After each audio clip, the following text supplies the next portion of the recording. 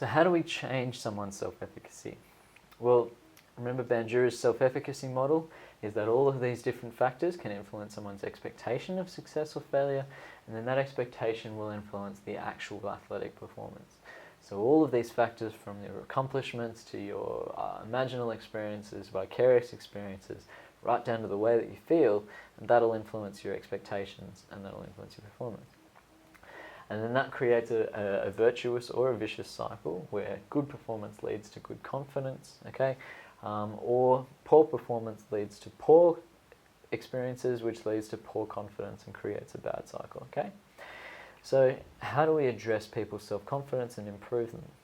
And there's a basic premise behind a few different strategies, cognitive behavior therapy or rational emotive behavior therapy. And the basic premise is this, that normally we've got this relationship between our efficacy and our performance, and it works by where our thoughts influence our feelings and our behaviors, where those efficacy expectations might change the way that we feel, and the way that we feel changes our performance and our behaviors. And these things are all intertwined. If one cog turns, the other will turn. If you change the way someone feels, then their thoughts and their behaviors might change. If you change their thoughts, then you can potentially change their feelings and change their behaviors. This is the basic premise behind rational emotive behavior therapy and cognitive behavior therapy. So let's provide a few just quick examples.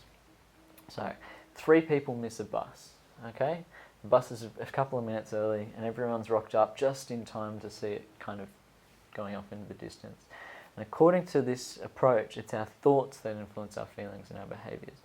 So the first one thinks, yes, now I can get a coffee on the way and have a sip when I'm on the next bus, okay? So this person's had kind of more constructive thoughts that lead to positive feelings, and a constructive, problem-focused approach to the situation.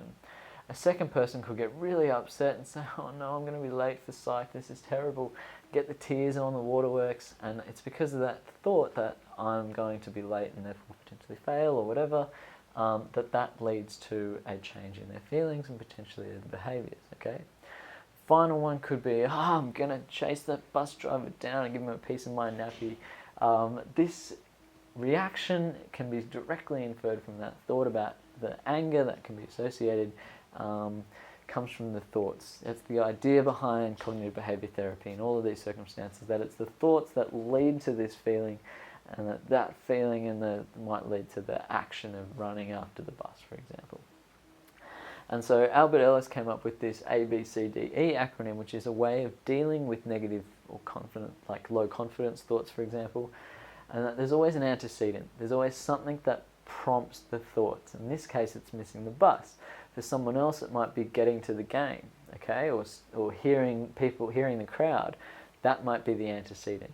But looking at this situation, we're saying the bus leads to these thoughts, okay? Buses must be early, okay? Or must not be early. I must be on time for my tutorial. If I'm not there for 80%, then I'm going to fail, and that would be I'll be a failure, okay?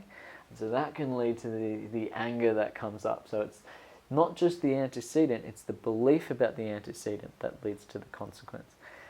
If that belief was, oh, look, it's okay, I'll go grab a coffee, then the consequence is different. That's the A, B, C, the antecedent, belief, consequence. His D and E were about trying to deal with this belief in a different way. Okay, so rather than necessarily buying into and believing the belief, the D is disputing the belief and going, well, is that really true? Okay, will getting angry actually help the situation? If I throw my nappy at the bus, is the bus going to stop? Will that mean I get there on time? Or will I be a failure if I turn up late? And it might lead to this kind of effective new philosophy, which is the E, which is coming up with new ways of thinking and dealing with the initial belief or that antecedent, that maybe it's okay to miss a tube. It's the first tube I've missed, things are all going to be okay. Happens to everybody. Those sorts of thoughts might be a more effective philosophy than the initial automatic belief. So his A, B, C, D, E approach applies to sport just as effectively, where you can say, well, coming to a game and there's lots of crowds, the thoughts might be, God, I'm going to make such a fool of myself in front of everybody, and that makes you feel nervous. So that low confidence thought might be, I'm going to make a fool out of myself, and the consequence is anxiety and nerves, okay? His D would be to say, well, are you going to make a fool of yourself? Would it be the end of the world if you fail? Are you really going to fail? Do you know what's going to happen? Are you kind of reading into the future too much? Okay.